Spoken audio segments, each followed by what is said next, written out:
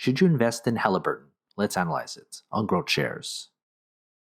This analysis is divided into three factors: the business, the stock, and the price. Within each factor are a total of 11 metrics from business growth, performance, to intrinsic value. Each of the three factors and 11 metrics are given a grade from 0 to 99, with 50 to 59 being considered average. When we've got the three factors graded, we combine them to get our final grade.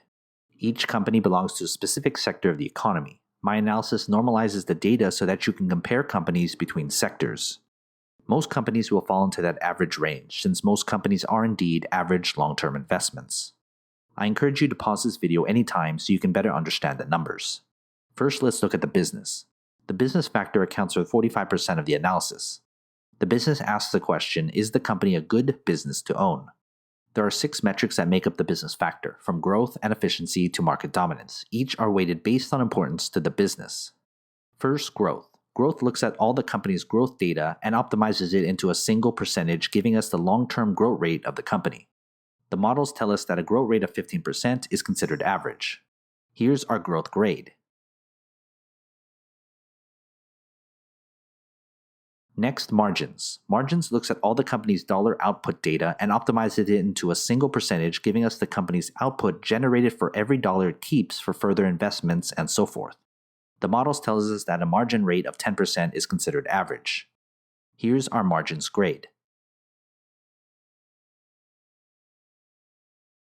Third, operations. Operations looks at all the company's ratio data against its market price and optimizes it into a single ratio, telling us how effectively the company is running its business. Simply, is the company wasting money as it conducts business? The models tells us that an operations ratio of 12.5 is considered average. Here's our operations grade. Fourth, debt utilization.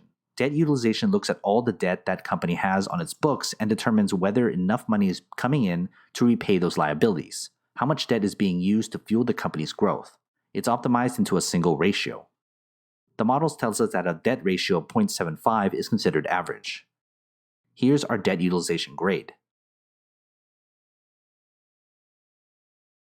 Fifth, efficiency. Efficiency looks at all the money generated from the company to see if it's using that money to grow, expand, and innovate further. It's optimized into a percentage.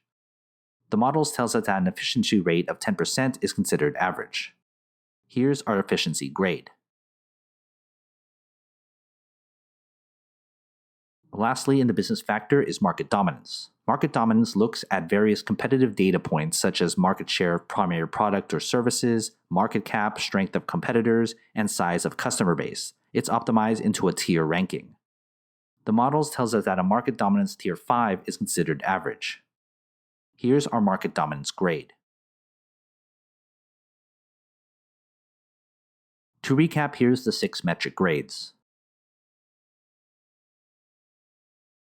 And when we put them together, we get our business grade. Let's then look at the stock. The stock factor accounts for 35% of the analysis. The stock asks the question, will the company's stock perform well enough in the future to justify an investment? There are 4 metrics that make up the stock factor, from performance to Wall Street. Each are weighted based on importance to the price. First, stock performance. Stock performance looks at how well the company's stock has done over a 1, 3, 5, and 10-year period, and then compares it with the same timeframes as its sector and that of the S&P 500. It's optimized into a single percentage to see how well the company's stock has grown. The models tells us that a performance rate of 0% is considered average.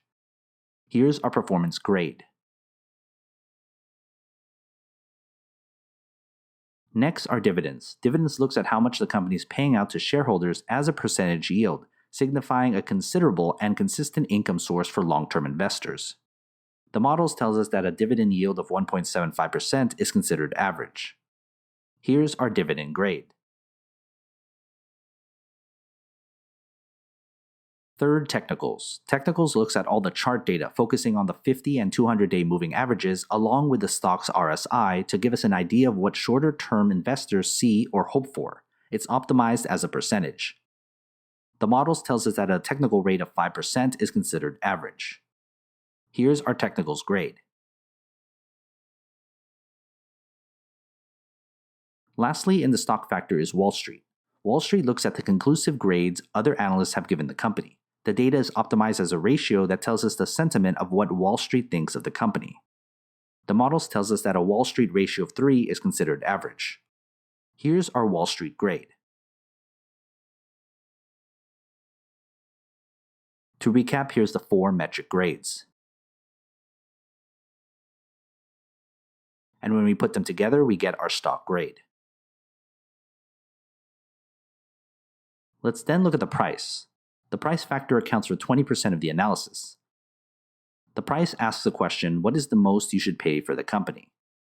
The price factor consists of only one metric, the intrinsic value. The intrinsic value figures out the fair value price of the company using a discounted cash flow model with a leaning towards the conservative side to provide a robust margin of safety. We can answer the question, what is the most you should pay for the company? A stock price higher than the fair value price is considered overvalued. A stock lower than that is considered undervalued. The models tells us that an intrinsic value of 0% is considered fairly valued. Here's our intrinsic value and price grade.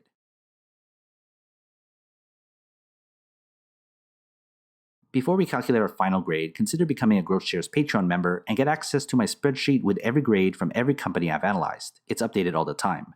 Head to patreon.com/GrowthShares or click on the link in the description. By combining the business, the stock, and the price, we can get the overall outlook of the company, which gives us this final grade and its type of investment. This analysis uses public financial data, research, and a proprietary algorithm to come up with the company's grades. But what are your thoughts? Do you agree?